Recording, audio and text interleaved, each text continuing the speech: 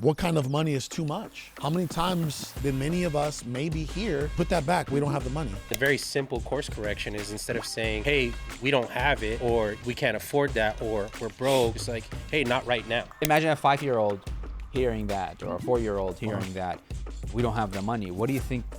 Are they gonna like money? Are they gonna hate money? Or are they gonna be afraid of money? Oh, what are they gonna think? They think dad works every single day and we still don't have money. Yeah. That's crazy. Maybe money's unachievable. It's unobtainable. Or they'll think that money is all they need to achieve happiness, and it's not just an attribute to many of things that you need to get. Something you often hear is, I just need enough to get by.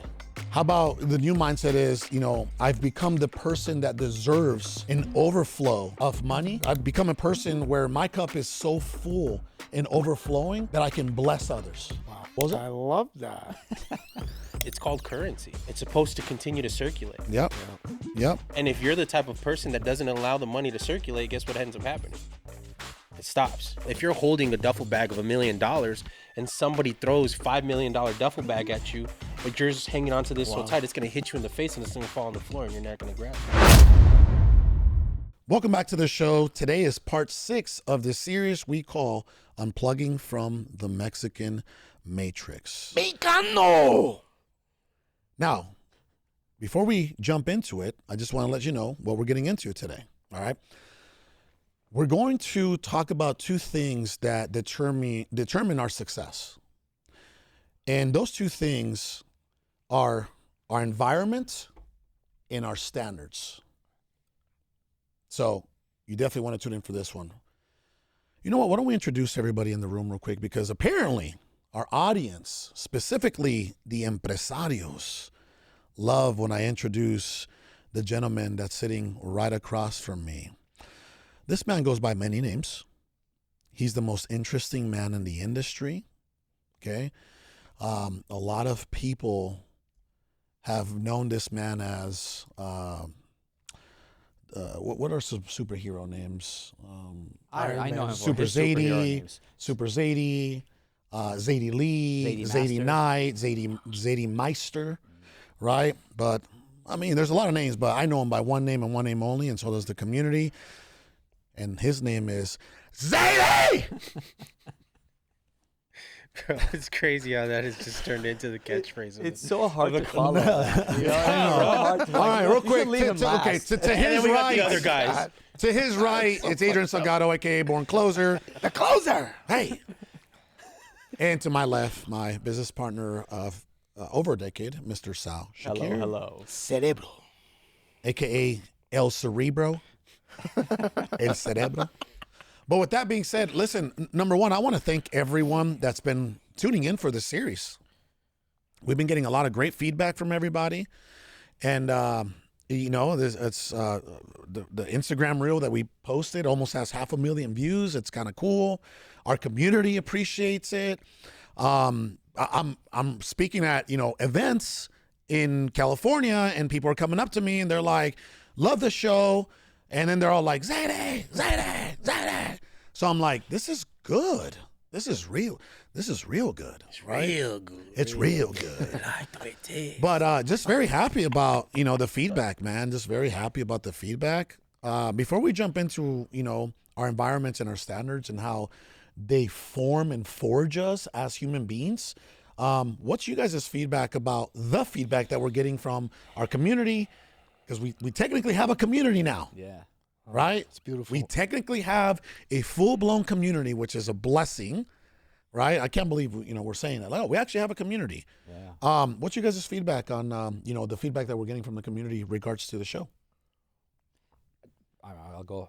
Please. I personally, I think that's something that we've been pursuing since 2020. I remember I even have it in my notes. We started our first show back in 2018. Correct, but the community aspect, we had the idea in 2020, and now we're almost at 2026. That's almost 6 years later. So it took us almost 6 years to actually fully launch it? Absolutely, and I have the notes. I still have the notes and everything in right. It's still in my computer. It's still in our Google Drive, and for me, it might hit different because we've been pursuing it for so long, and I had to almost convince certain individuals to do it and not, and then If you cross-reference what we're building to your 2020 kind of, notes and strategy, Yeah. are we launching a lot of those things? yes, Good. that's what's crazy. Good. It's the same stuff we had in mind, but I don't think we were ready for it. And We weren't. That's why weren't. this, and it was in the wrong sector. We're doing it in a whole different industry. Now this industry is. I was just telling my wife, I'm like, this is the reason I love this is that 99% of the people that we help is this is the people that we help because They're very aligned. very, very, very much aligned because she met our landscaper. And she's like, oh my God, what a nice guy. Like, I just felt like such a good energy from him. And I walked inside the house and I was telling her, this is the kind of people that we have in our community. Yeah. Thus, it gives me this much fulfillment. A lot of fulfillment. Adrian? Thank you. I was saying the same thing too. I mean, I've just been talking to people over and over, and especially at this mansion mastermind that we just had, right? We had people in there that are doing like 30 million a year, but they don't want to just make more money. That's the biggest thing. Like some of them, they're like, yeah, they want to increase their top line revenue at the end of the day, but they all want to just have a support system. They want to have people that they can reach out to, and like we said, we've been in this industry. We've been kind of in the space for years now, almost a decade now, like with just coaching and stuff. And this feels different because we've been a part of group chats. We've tried to do the community thing, but this one feels different. Just the amount of collaboration that's going on in the community is. Bro, it's like, I just signed the insurance guy up, to be a part of the community yesterday or the day before. And then yesterday he got he potentially has his first client from the community? From the community. Wow. What a blessing. Wow. So it's like, and that's what I tell everybody that joins now is like, look, whatever you're looking for and whatever the investment is, I said, all you have to do is just shake one or two hands and it's probably going to return itself pretty quick. Absolutely. So Absolutely. It's amazing, man. I love it. Amazing. From what I've seen, since 2019, you've been building communities, bro, like you guys have. And the thing that I see differently is I feel like those communities were built based on, hey, teach me what I need to know so I could go make money. Yeah. And then they leave. And then they kind of forget where they learned. And they forget the sacrifices that you guys made for them. The where you kind of went over what you needed to do. Always. Those long hours that you needed to do, the emotions that you poured into these people. And I feel like it kind of like it emptied out your guys' cups, where now what I'm seeing is your cups are always full because people are giving back. And I don't mean they have to give back with business, but just their energy they're giving back, their passion, their love. grateful, being grateful, and the love, exactly. Love and gratitude is what I continue to feel from what we're doing. Love and gratitude. Yeah. I think it's a race Community every has single a morning. sense of belonging. Like people actually belong to this community. They want to belong to a community. Like I wanted to belong to a community. It's and tribal. Now it's the Yeah. community that It's we getting help build. tribal. Yeah. Well, It's becoming tribal. You know what that means? Oh, I know exactly what that means. Like they're like, this is my tribe right here. Yeah, chief of war. It's like, this is my tribe. I don't need to look anywhere else. Like I talked to a couple different people this morning, including Martin Castro, who's had an hour conversation with Gabe Alvarez this morning. See what I'm saying? So, and Martin was just telling me, he's like, the buzz that's going on in the empresarios community, they're saying, he's like, we've all joined many different communities and masterminds and programs and, whatever, right? And like them. And then they're like, and I think the guys have tried also to do this, in another time, in another industry. And he goes, everyone is seeing it. The stars are aligning for everyone. Yeah. That's the biggest takeaway I got from Martin. He said, God's timing is flawless.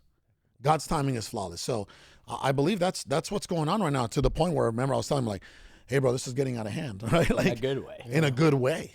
But it's a movement, though. And what I mean by That's that what is it is. everyone is moving forward. It's So a it's like the movement, community is like a train.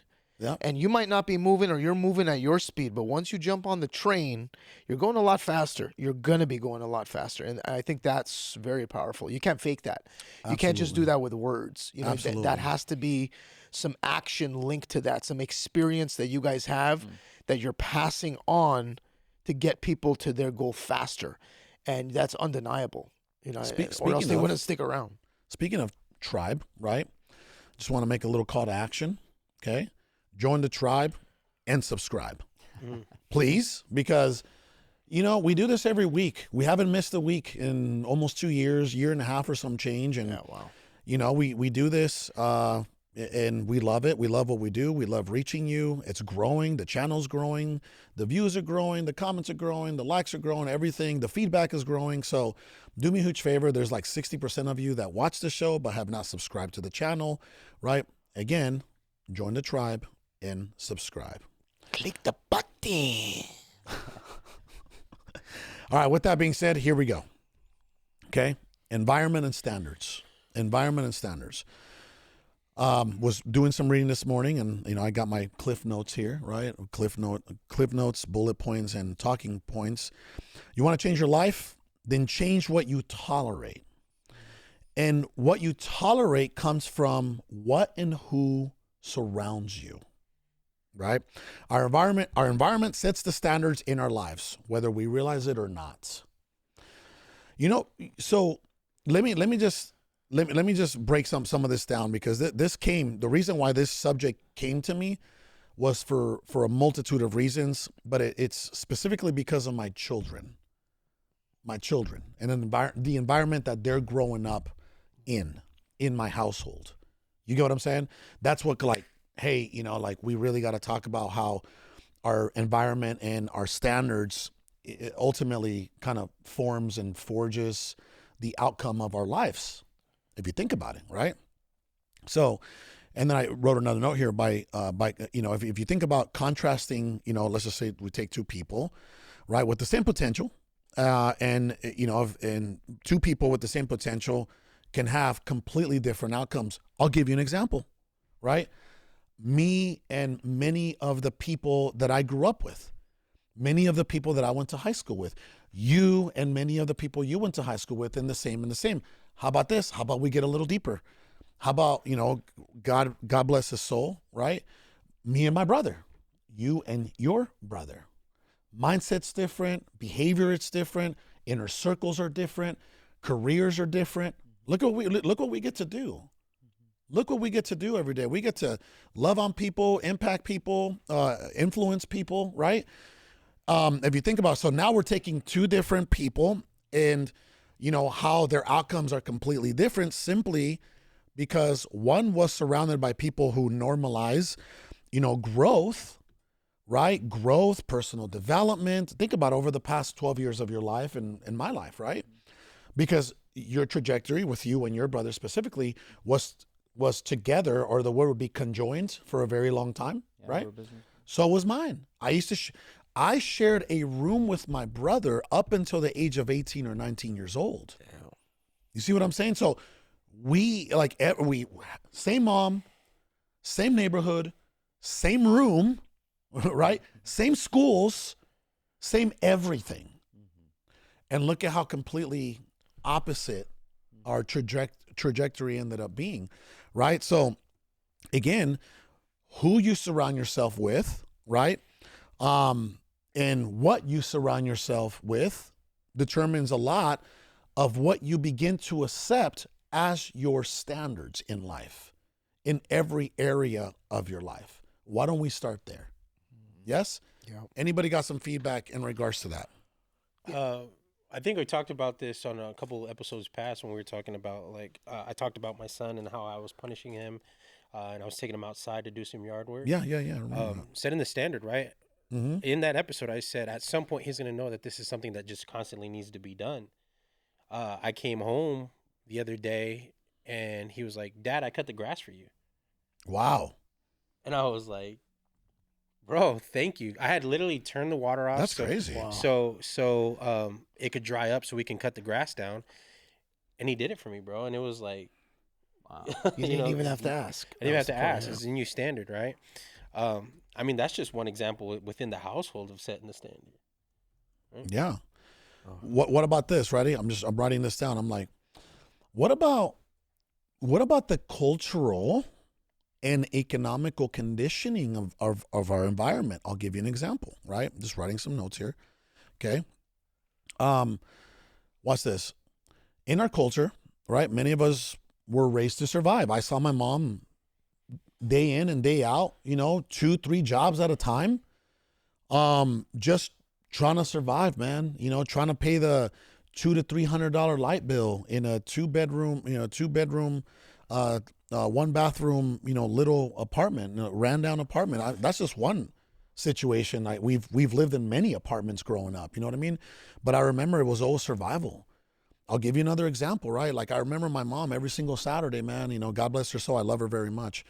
I remember every single Saturday, it was like when she had a day off on Saturday, it makes me a little emotional. I remember, she always tried to give us as much comfort as she could because she didn't want us always, watching and wanting. So I remember her taking out, like a television through a company called Rent-A-Center. Yeah. And every Saturday we would go pay our Rent-A-Center weekly payment in South Phoenix, literally Southern and Central. Yep. Think about that. Like, that's my mom. Here, ready? Watch this. This is how our Saturdays would go as a teenager. Saturday morning, God bless my mom. You're like, damn, my mom she used to get, she stepped up as a mother, right? She had an 84 Buick Skylark, and this was like in the late 90s, early 2000s. And we would get in the car, white one, 4-door, red interior.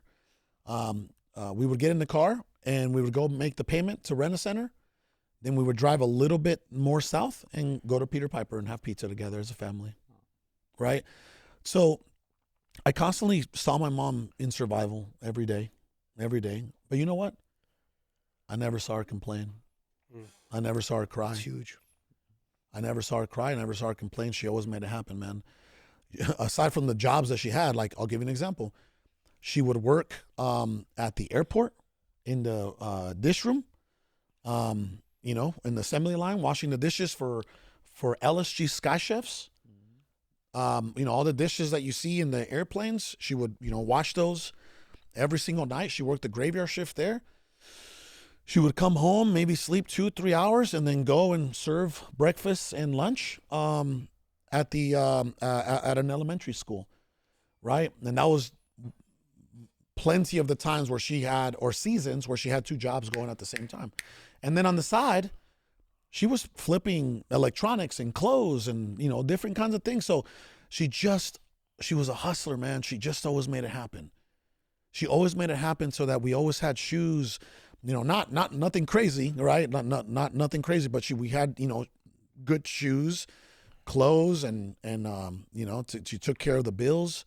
This is before I, started contributing. Guess where you learn your hustle from? Probably her, watching her. You owe it all to her. I mean, I would, if I had to put my money on it, it's yes, because your dad was absent. My dad wasn't there, and so what do I always say? I say, as human beings, as men, as parents, as husbands, as wives, the best thing and the biggest thing we can do every single day is do what?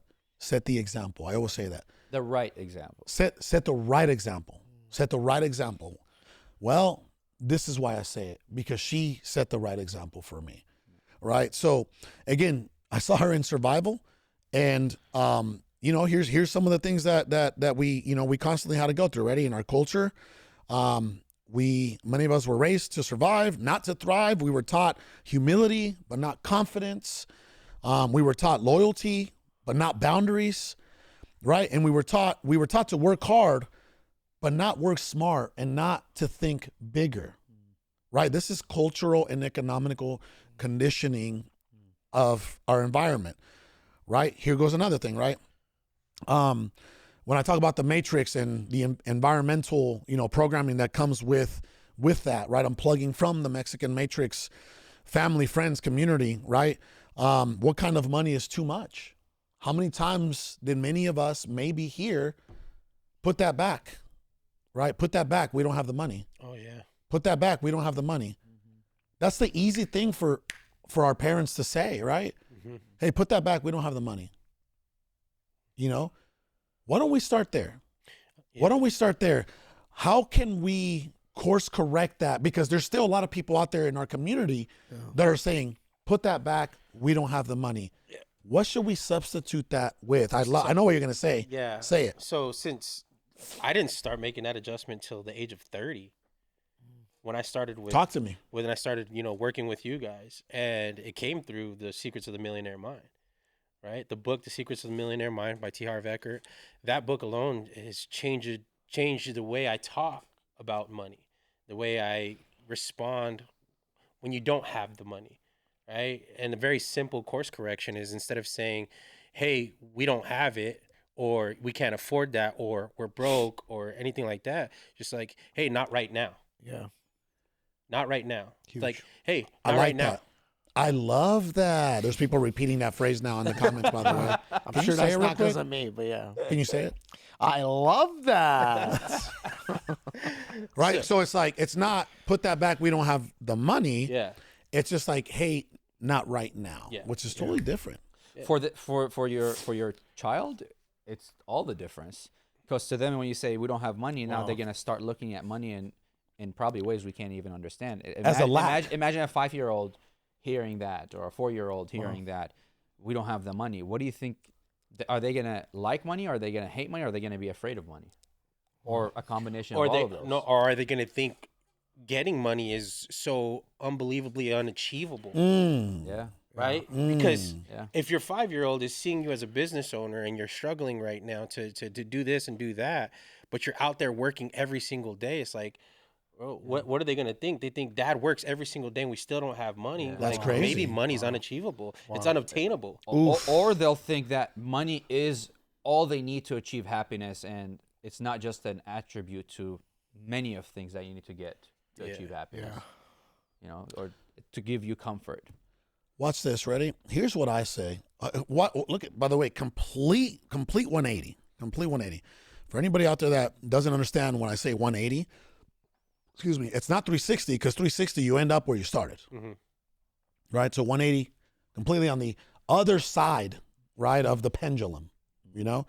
So I took my 7-year-old this morning to school, walked her in, right? And two things happened. Two things. I think you guys will appreciate this. Every time I walk her in, I take all the stuff from her school. I get her stuff right. I take her lunchbox, took her snack box. I, put it in the right place. I take her binder, put it in her cubby, water in her cubby. I do all that for her, right? Praise God, And two things happen. This little white girl that sits next to her says, Hey, you do that for Sienna all the time, huh? You put her stuff away all the time? I promise to God, right? And I go, yeah, why? She's like, you're a good daddy. Oh. Great way to start the day, right? yeah. Great way to, this is about 7:50. And here's the other thing. Another little kid in her class comes up and says, and I told Sienna not to say this, but my older knows how to say this. So the kids will come up to my daughter, my Michaela and Sienna in different schools, and they'll say, "You're rich, huh?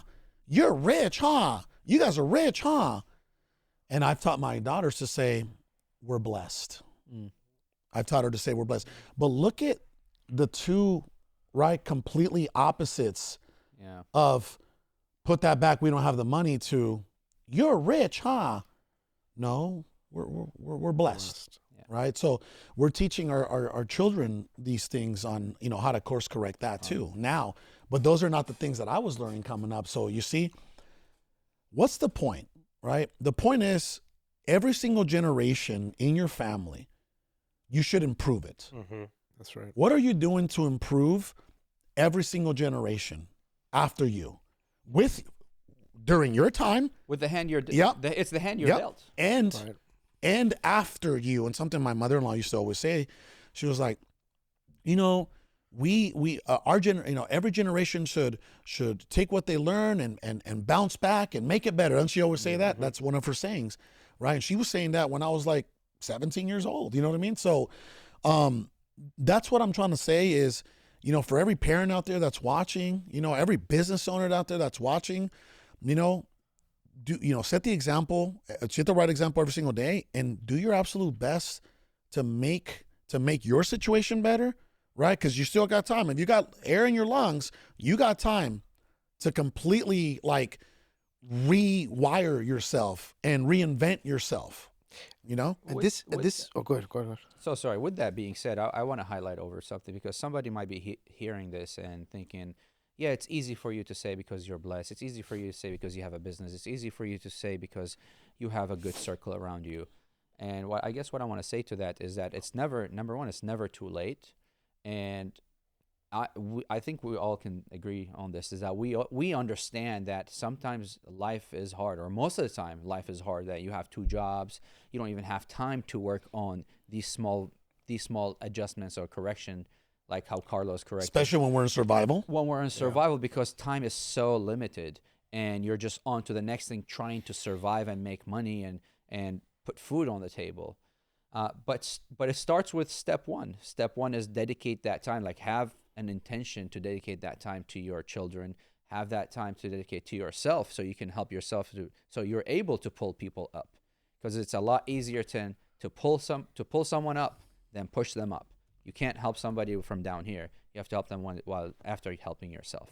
So it's the simple steps. It's listening to this podcast that talks about these things, empowering things, positive things, rather than listening to maybe degenerative music, right? Talking about shooting people and whatnot. So it's all those small steps. What's the saying? Small tweaks makes mountain peaks, and this is the small tweaks. Listen to a positive podcast. Listen to a positive song versus a negative song. Dedicate that time to work on yourself, to work on your children, to work on your marriage, to work on your relationships, rather than spending it just to wind down and go slam a drink. I guess that's what I wanted to say. I know it's hard, but I'll find that time with those small moments. They make the biggest difference. None of this stuff is easy, or else everyone would always do it, right? So what has to happen is mentally you have to go there first. So mentally, that's what we're saying. Mentally go there first, then the body will follow. Just like, let's just say some coaches in professional sports, Phil Jackson, for instance, he would have his team meditate to think about the big game, to think about, 30 seconds left on the clock. Visualization. Yeah. There's 10 seconds left on the clock. We pass the ball, we shoot the ball, we score, we win. So when that event actually happens, this isn't the first time you're experiencing that. Now you've already been there before in your mind, so it makes it easier. It also goes with like donations. I hear this from a lot of people. They're like, oh, you know what? I can't tithe right now, man. I can't give 10%. Like, I got to do that. Let me make money, then I'll donate. It doesn't work that way. 10% comes off the top. That's the first income that you're giving back, to show faith in God, that you understand that what he gave you is not really yours. It's his. You're a steward of it, and you're giving it back as showing your faith that you're going to get more. And you're breaking that circle by not doing that. By saying, oh, I got to wait until I get it first. Then that's the trap. And what Sal was saying is a lot of that has to do with the music you listen to, the environment that you're in, the ideology, the way we talk, right? I can't afford that. All these little things that you're doing are blocking you from achieving what you should be achieving, which is something that God has given to all of us. When you have something in your mind, when you have like an idea, when you have a dream, God gave you that idea. And he gave you the blueprint of how to achieve it too. But there's so much distraction in the world that takes you away from that. So when you disassociate from the distraction, then you're more linked towards getting all the things that you actually want. And your environment will change because of it. Yeah. I love that. Basically touching on both of those aspects of it, it comes down to words. Right? The words that we speak, not only words have power. Words have thoughts, power. Thoughts have power. Yeah. Words have power. Emotions have power. Yeah. Actions have power. So if you don't have to be wealthy. You don't have to be making money right now. You can not have anything. You can be listening to this living in your car right now. But if you start to talk to yourself first, the way that you want to be treated and the way you want to be living your life, that's going to be the difference maker. And you may not, even for those people that don't have kids, right? See what's Hidden Messages in Water, right, is another great book that you can go and you can look at, and it talks about the power of words and just the way we talk to people. I was at a golf course playing with my son, and we got paired up with this random guy, and my son hit a ball, and my son was like, man, I suck. And the guy stopped my son, and he goes, hey, don't say you suck.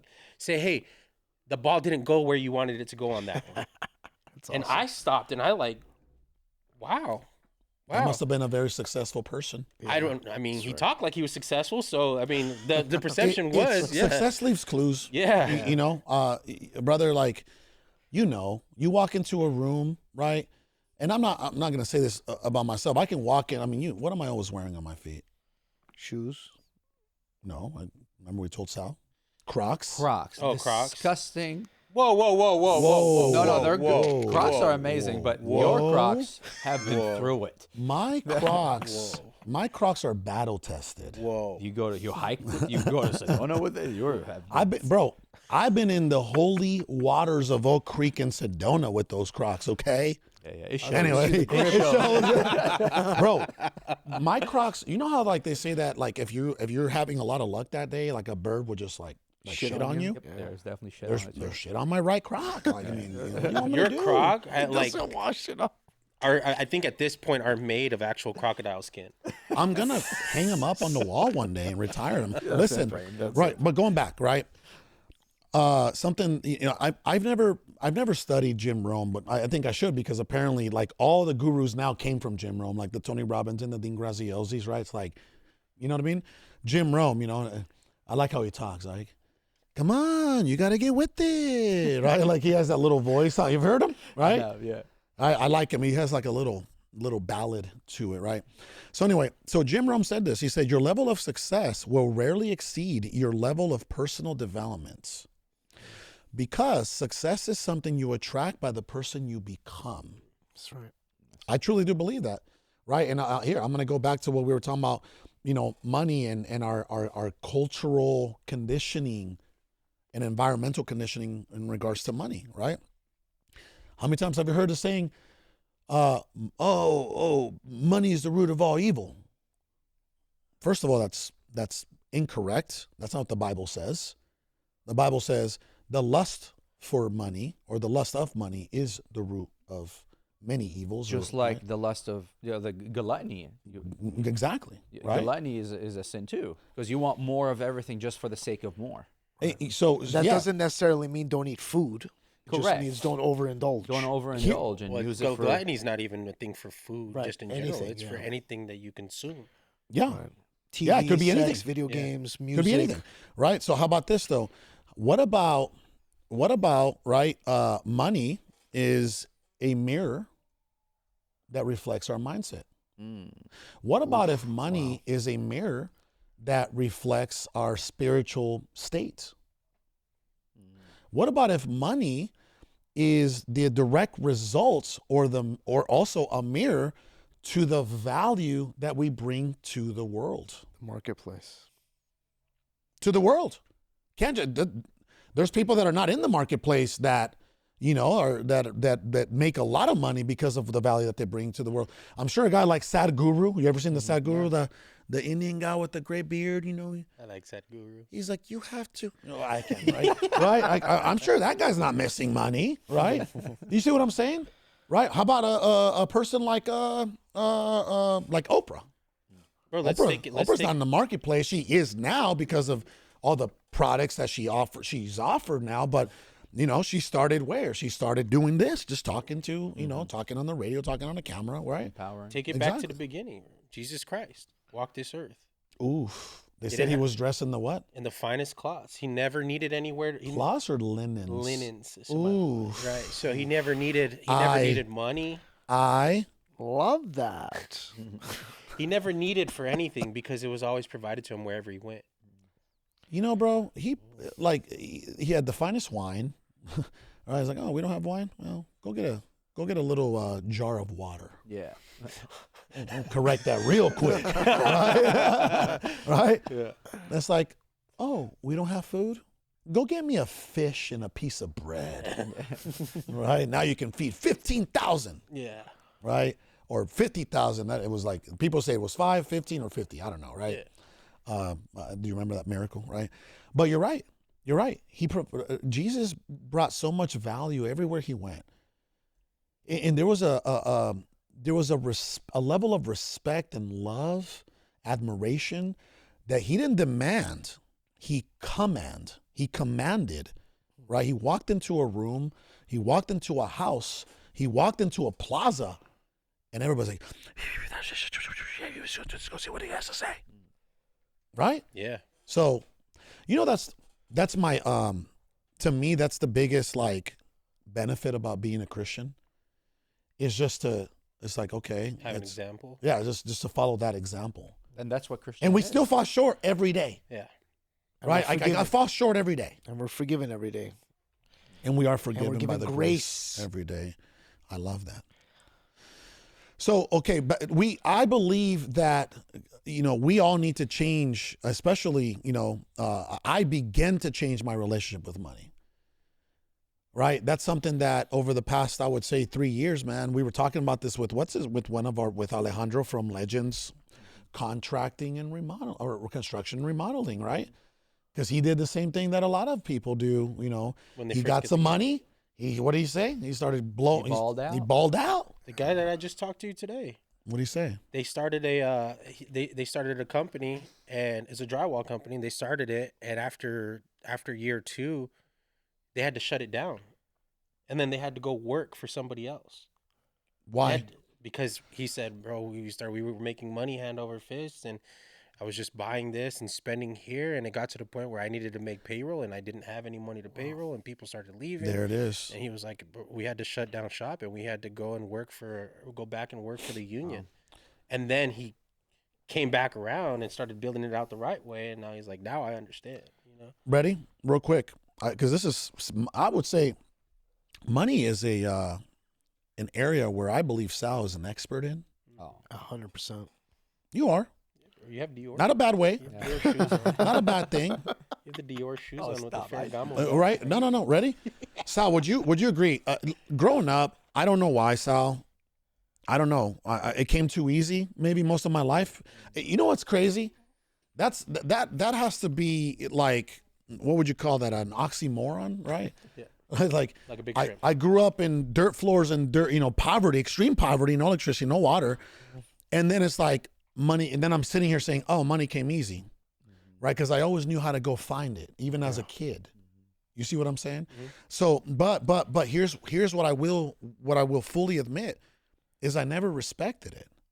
I never respected money. I never what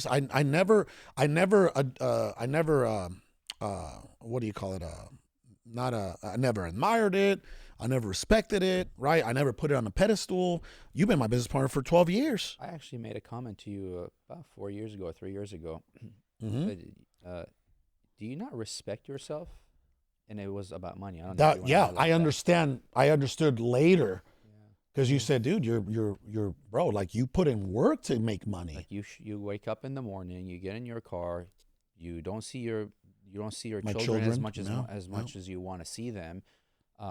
You day in, day out, traveling, taking care of business, dealing with the pressure, and then when you have the money in your hand, you're like, oh, it doesn't matter. I don't respect it. So all that I did. So what you're telling me is that you don't respect your time, your effort, your kids' time, your all of that. Wow.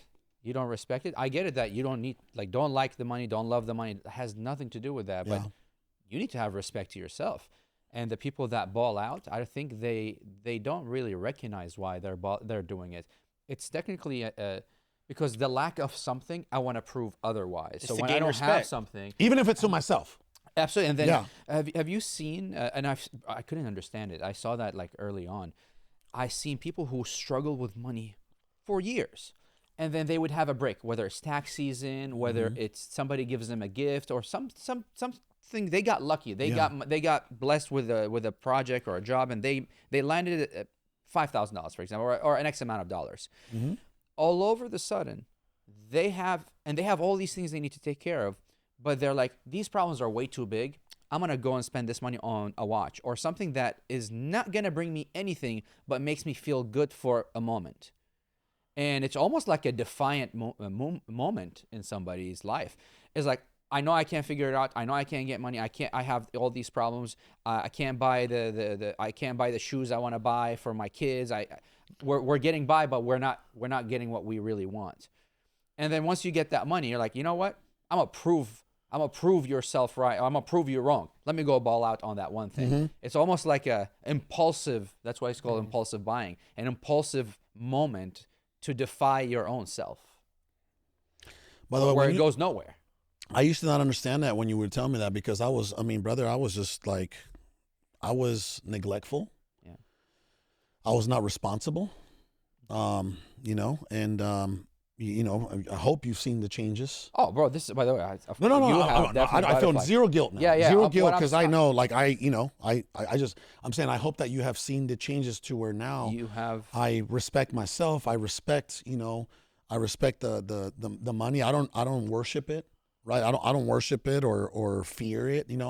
But it is a tool, and you have to learn how to understand it. I can't give a 3-year-old a hammer and never show him how to use it. Right? I've never made. They're not gonna know what's right from wrong. They're just gonna hold it in their hand. So money's the same thing. It's a tool, and they can use it for destruction. And that's a great analogy. They can break something. Break everything. Yeah. Sal, I mean, brother, when we got together, we started making some serious money. Yeah, for sure. Really quick. Yeah. Right. Yeah. And that's why it's like, how am I? I've never been down this road, right? You had already had some prior experience with money and having a business, you know, and budgeting and, you know, making not every dollar count, maybe making every cent count. That's not how it started, though. I did not do that. I only did it because I always was I always say this, I was the last domino. That's how I felt. I still feel like that in my life. I think you still are. Yeah, the last domino, meaning that people are falling short in front of me, and they're within my whether their family, their friend, whatever that is, and I know that I need to prep because it's coming toward me, and I have to hold it down. And that has helped me become more of a better money manager, or would help me with my financial literacy. Yes. So we're talking about our you know, our relationship, you know, because we're talking about environmental and cultural conditioning, right? Money's a big one, right? So how about we change this mindset, right? How about we shift some of this mindset and shift our relationship to money, right? Because how are you ever gonna? I always say this: you can't be a 7-figure earner, in my opinion, until you become a 7-figure person. Same thing. You can't expect to be a 8-figure producer if you're not an 8-figure person. Same thing with, right? Now, some people may get lucky, right? They may get lucky, but eventually everything all goes back into place. Look at the lottery winners. The lottery winners. That's right. That's the clearest example. And they have more money than they can even spend in their whole lifetime, but somehow after a year or two, they all end up. Well, didn't they say there's studies that show, like, or they did experiments that show, like, if everybody in the world got a certain amount of money after a certain amount of time, it would all end up in the same people's hands. Yeah. The billionaires and do you believe that? Habits. Yeah, do you believe that? I do. I do. Because it's not the amount, it's the percentages that you. I mean, now we're getting mathematical, but it's not how much money you make.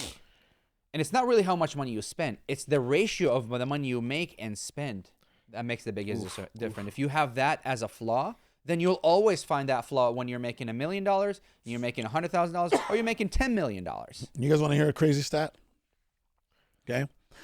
Lottery winners, in many cases, end up declaring bankruptcy within 3 to 5 years in America. Jeez. 3 to 5 years, the lottery winners end up back to not where they started, probably worse. Because now they tasted the luxurious. Well, not only that, but now there's bankruptcies involved. There's a lot of people that were harmed. There was, a lot of, you know what I mean? Self-harm, for sure. Self-harm and yeah. So real quick, just to get to the next thing about environmental and setting the standard real quick, right? So I just want to, shift some of the mindset around our relationship with money, culturally and environmentally, right? So something you often hear is, I just need enough to get by, right?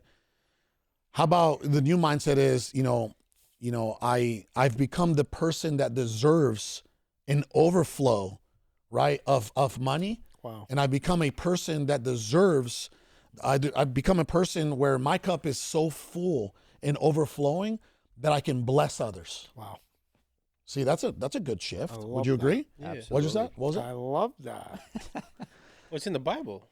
How about what? That we're supposed to be wealthy, and we're supposed to have these things. You shall know them by their fruits? Yeah, for us to be able to spread, our cup runneth over. We're supposed to be able to spread that thing. Unfortunately, people misunderstand the money game, and not.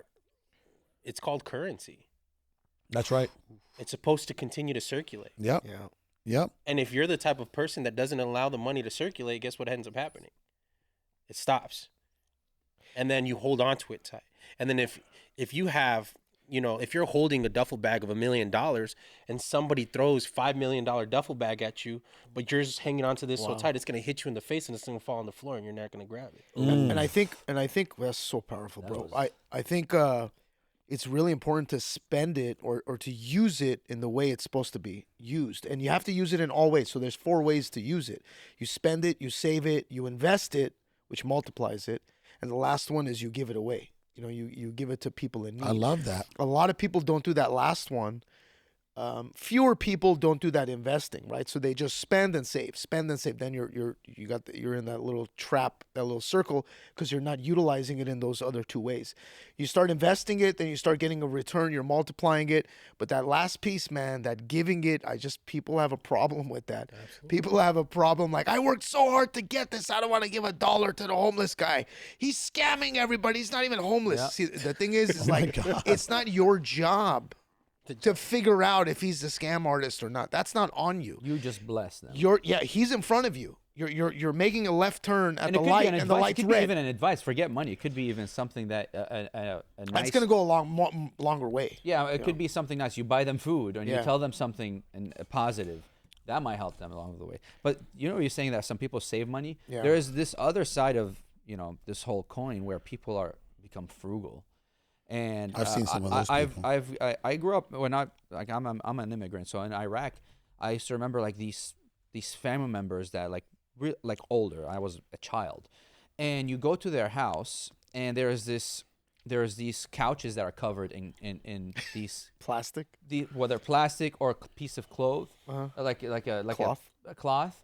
And then the TV also is covered. Like there's a design that is covered too, and then there would be an invitation of sort where there's a lot of people gathering in that house. And then you go in, you're like, oh my God, this furniture looks like that. TV, I can actually see the TV. That tells me that these people never even got to enjoy their fruits. They only did it to please others, and they only take off that cloth is because they want to show people. Look, I have a clean couch, a brand new couch. But for what? So there is a fine balance. So we're not sitting here saying, oh yeah, don't spend money. Or spend the money. There is that fine balance that you have to find to live your life to its fullest potential. What about this? Ready? I can't afford that. Why don't we shift that to, how can I create the value to afford it? How can I create the value to afford it? Who do I have to become to be able to afford that? Myron Golden speaks a lot about that, and in that. I need to start listening to Myron, bro. I heard I keep hearing his name, and I keep hearing about. Oh, bro, he's out of this world. Right? He's a stud for sure. Yeah. But he talks about that. He was like, people think a majority of people think about money the wrong way. It's like, I can't afford that. Exactly how you said. He was like, what can I do today to provide enough value for me to be able to take that, or to buy that, or to purchase that, or to invest that, right? And then they go and find it. Well, here before, just to wind down and get to the next talking point real quick, right? Here's something that I've learned over the years, man. A lot of people may believe that making money is the hard part. I think everybody in this room has made a significant amount of money over their, over their lifetime. I think COVID proved that it's absolutely, it's way easier to make money than anybody could ever I imagine. think that got into people's heads how easy it is. Exactly, bro. Like people were selling handmade masks. That's crazy. So It was like toilet paper. Crazy. Premium. Yeah, at people a are selling premium, which which is- is like yeah. toilet paper. here's what I'm saying, right? Making the money actually is not the tough part. It's the easy part. You can make money doing all kinds of different things, right? Managing the money is where the magic is. Multiplying it, saving it, investing it, and serving, which charity, helping others. Would you guys agree? Yeah. Absolutely. Right? So kind of, just to echo what you just said, there it is, right? How do I multiply this? You can multiply it by even saving it. If you put it in the right, if you allocate it in the right investment vehicles, right? So, and then obviously investing it through, various business ventures or, real estate, right? Whatever. There's stocks out there. There's all kinds of different, places where you should get a return. Where you will get a return. Pokemon cards. Pokemon cards, right? Oh, that's crazy. All right. So anyway, You told me to buy some online. here's Oh my god. Whoa. the meme card. Well, no, Yeah. Those are digital. arts. Those are digital. here's the I got summary. into that too. Don't worry. Here's the summary, right? Here I wanted a couple of the people. I want anybody that's watching or listening, right? Just remember this, okay? Because I believe everybody that's watching or listening to this show and everybody in our community, you guys are going to make, God willing, a significant amount of money. Facts. But two things that I want you to keep in mind. Money is going to amplify the person that you are. So if you're a great human being, well, what happens when you get some money? You become even a greater human being, right? You start taking care of people. You start retiring your parents, your wife, right? You start, providing for others and helping others, serving others, right? But just again, be careful. Don't go to net zero there, right? Just be careful. But the other thing, so money's going to amplify the person that you already are. If you're a great person, you'll become a great human being. But if you are a POS, then you'll become a bigger POS. How many times have we seen that over the course of our career? So many. Right? You hear people saying it like money changed that person. Money changed that person. That's exactly what that meant. No, they were just hiding in the They were- background yeah, because they didn't have money, and now that they do, they're like, well, because they saw that big balloon, like they inflated that big POS, and now it shows. Why do you keep looking at your time? "What I keep We're looking at fine. it." This is He's got a deal to close. going great. Do you have an appointment? Anybody have an appointment here? Because this is going great. This is going. Would you say this is going good? Money's calling, bro. It's That's flowing. I want to. my bad. This podcast is like money. It's flowing. I know. Oof. I'm attracting it, This bro. is- It's calling. What do you This want is me something to do? I think we've all talked about this before, where it's like you could tell, and it's attached to money and having money, but it's attached to people that like when they treat people a certain way.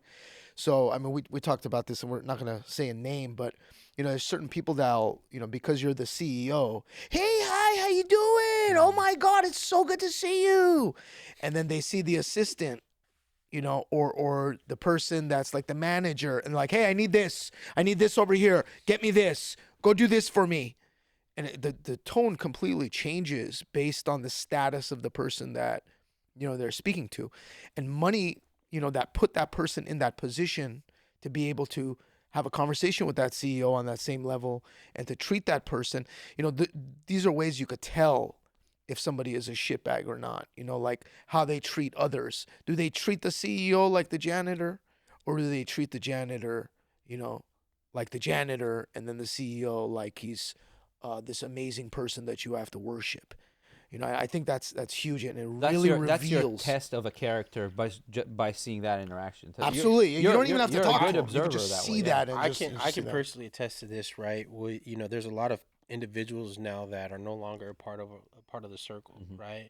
More specifically with Carlos, that these I don't like anyone. no, these people would come in and they would see Carlos And even in cases, they would kind of ignore you as well too. They didn't know. Yeah, And they didn't know, Yeah, and they wouldn't ignore you, but they would just focus on Carlos and all their energy on Carlos. And then Are you talking eventually- about like employees or other like speakers and influencers?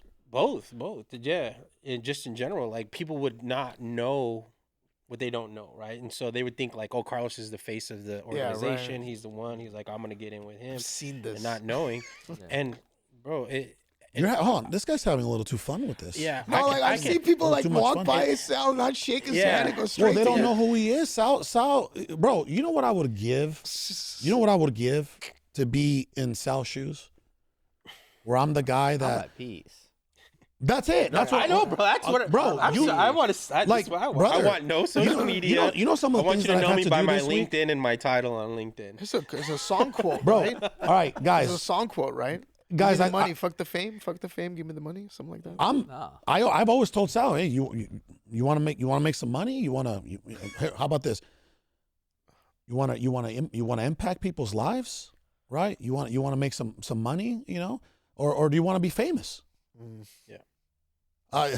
Now that you're not in your 40s yet, like now that I'm in my 40s, I'm like, I don't care about who knows who I am or not. Yeah. I don't, maybe at some point, maybe that was a big coming up. Like, I don't care who you think. I mean, everything's changed. Yeah, You know I what don't. I don't even. So think it much was, has changed. I don't even think it was that big back then. But like I was saying, to finish my point, was like there's a lot of people that came around that would completely disregard anybody else in the room, and they would only focus on you. Well, And then those I don't individ- put up with that. Well, yeah, exactly. Those Yeah. individuals are no longer away, and they ended up turning out to be POSs at the end of Wow, the day, that's right. which is like, okay, well, You come and around. So now yeah. I test the character of people that are around us by like, okay, I watch and be like, okay, You come he's not come coming around me. He's You not come shaking around you the people around. Yeah. Like, you come around within my sphere of influence, right? You're gonna like, dude. Everybody around me is a reflection of me. Mhm. Everybody. So it's like that's it. Treat every single person, especially every single person in our organization, right? Treat them as you were going to treat me, because that's who it is. Like I am an extension and a reflection of our organization. I am. And our people are a reflection and extension. We're starting with my business partner and every single team member in our community, in our organization, in our community. yeah. Right. So, yeah. And if you guys ever catch something like that, point it out, because we don't got room. We don't got time. Conversation I had with Martin Castro this morning. I said, hey, brother, if you ever notice anybody that's not operating with integrity, let me know, because they won't be no room around. for that. There's no room. Yeah. We got zero room for that. We will refund them the money. We will refund you the money and you're gone. And that's I will make an example. I've seen that. Yeah. We will make an Our first example. event, we did that. Yeah. Yeah, we will make an example out of you in a way, like not in a disrespectful way, but we're already we don't have that type of time or tolerance anymore. You know what I mean? I remember you protect our did space. that. We had a guy for mentorship. Remember, this guy was like a 100K guy, but he was like, I'm so skeptical of all these gurus and this, but I like you, Carlos. And like the way he was just talking, I remember you guys were talking like, bro, we take 100 grand from this guy, he's gonna be like a poison that just brings down the whole ship, man. And you guys refused to do the deal. I remember that. That was a big one. It was 100K. So and that reminds me of an amazing quote, and this quote has been in my head all week, and it really goes, not all money is good money. And I love that, because that's exactly what it is, man.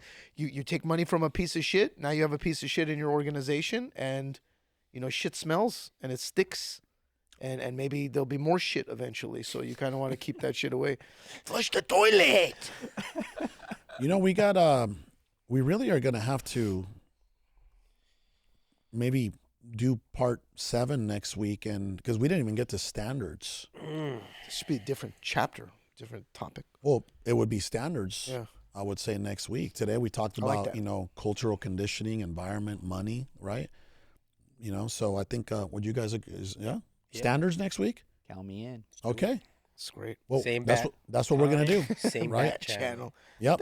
Same channel. If you have not subscribed, please do so. And next week we're going to talk about we are not what we say we are. We are our standards. So next week is you are your standards. I'll talk to you next week.